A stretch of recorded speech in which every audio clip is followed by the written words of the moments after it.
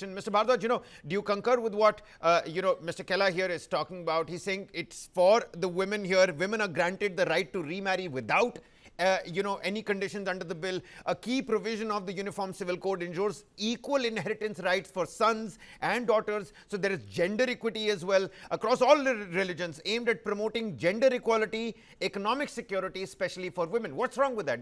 I mean, it sounds great on paper. See, the idea of Uniform Civil Code is a great idea on paper. It is under DPSPs, that is Directive Principles. Yeah. But it encroaches upon the fundamental rights, which are the mandatory rights provided in the Constitution. So the idea of Constitution itself says that the right to religion, the right to community, the right to marriage, these are fundamental rights, and they cannot be encroached upon in a manner in the name of Uniform Civil Code or something like that. The bill is very problematic at several ends. That first of all, it encroaches upon the practice of religion. Secondly, it encroaches upon Article 21, that is right to privacy, includes the autonomy to marriage, live-in relationships, and all sorts of Advocate Bhardwaj, wait.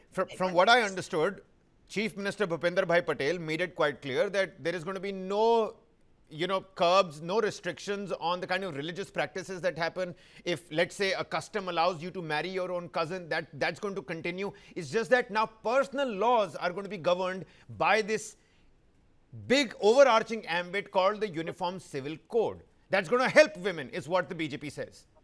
See, there are already laws in place with respect to bigamy, with respect to mock marriages, and all these laws are there. Bharatiya Nyaya Sanhita, there is a law. There is a uniform law throughout the country. There's a central legislation in place. There are several laws for gender justice. There's Article 14 for equality, Article 16, Article 15. So, in a way, the law also creates a conundrum between these laws. It's a state law. It is under concurrent list, that is okay. It's a state law, but there are already laws in place which are central laws. So it has to be tested on a legal scrutiny as well. The law in Uttarakhand is already under challenge before the High Court of Uttarakhand. So that is also one concern, whether this impinges upon the fundamental rights or not. Advocate Bhardwaj, I'm going to give you the final say here. Running out of time. Supporters argue that this is aligned with Article 44, something that Mr. Kella has already spoken about the constitutional vision that has been allowed by the Constitution for states to endeavor a uniform civil code for themselves. Do you oppose the idea of uniform civil code itself, or is it the timing, the social acceptance, the implementation of it? What's the actual problem here per se? We've heard you say that there are other legal remedies, but what's really wrong with this? When there is, what is that red line that you see is actually being crossed with this UCC? See, you rightly said about the live-in relationships. It says that it will, if you do not register a live-in relationship, you will be punished for 3 months of imprisonment and 10,000 rupees of fine.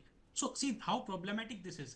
The relationship is a very subjective thing, very personal thing. So we are saying that you cannot over-regulate. State cannot over-regulate to that aspect. It is coming into your relationships, and it is a live-in relationship. They do not want to formalize it. They even themselves do not recognize it. So understand this thing, that it is protected under Article 21. Uniform Civil Code is under DPSP. So DPSPs are directive measures, but fundamental right protection is directive measures means it can exist. Is there anything good in the UCC that you'd like to point out or highlight? I think there are certain aspects that are really needed in today's time as well. UCC as a good when it comes to property and all those aspects. UCC is good as a concept. It comes to inheritance and all those aspects. But there are certain aspects in the Act which are problematic, which are impinging upon the fundamental right. That is my say.